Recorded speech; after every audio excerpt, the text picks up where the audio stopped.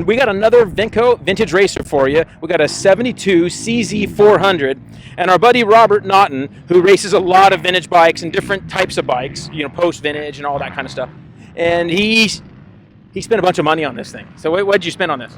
Well, I spent $6,100 on this thing, and I'm one of those guys that when I see something and I want it, unfortunately, I make it happen. But I've been doing the vintage stuff, as you said, and I want a true vintage bike, which has to be pre-74. This is a 72 dual shock, and I want to go do some real vintage racing.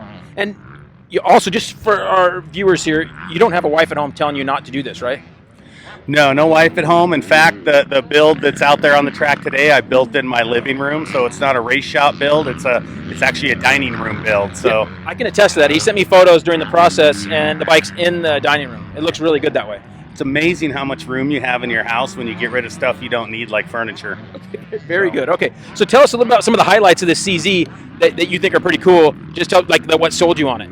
Well, what sold me on it is our local Arizona vintage racing series. Dave Boydstrom does a lot of cool CZs and Huskies and whatnot. And he had this sitting there, and between him and Jimmy Sutton, there's a lot of custom parts on this bike that make it reliable and raceable. So basically, they took an old CZ and went through it. It's got a reed case in it, which doesn't come on these bikes, and a new carburetor. Obviously, they went through the whole motor with top of the line parts, Vintco stuff, just awesome parts.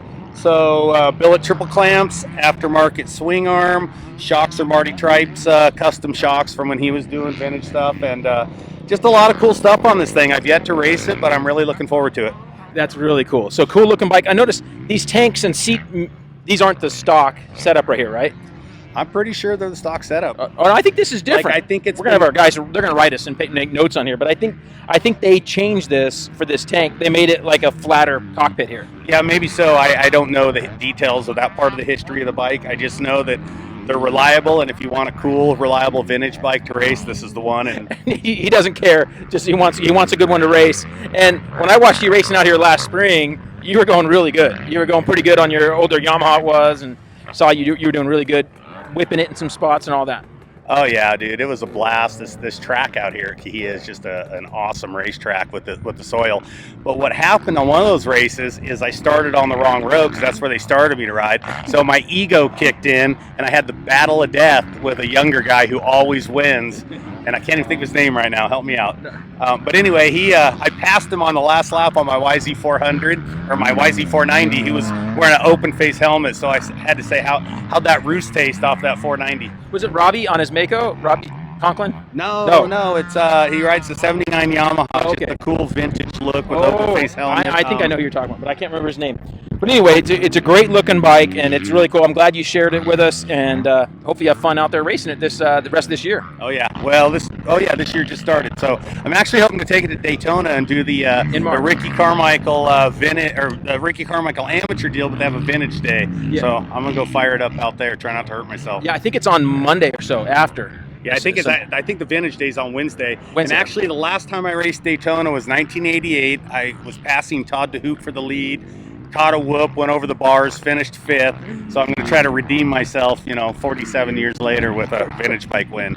All right. So, and that's another thing. You were national number 54. 2 years in a row, I was national number 54. I never ran a full outdoor season, and back then you only got points in the 125 nationals.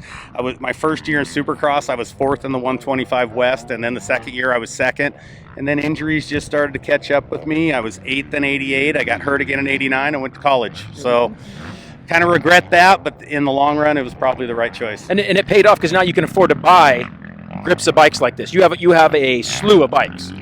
I do. Unfortunately, I think like a lot of motocrossers, I'm an addict for adrenaline and speed and dirt bikes. I mean, dirt bikes are my therapy, and unfortunately, I have like 30 of these old turds in my garage right now. So it's time to weed it down, but I've actually got some really cool builds coming up that I'll have to share with you later. And if guys want to hit you up, they can DM you, and you can let them know if you got anything for sale.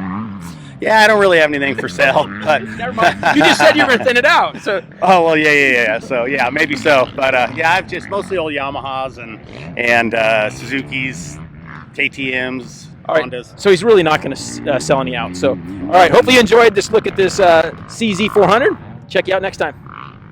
Thanks.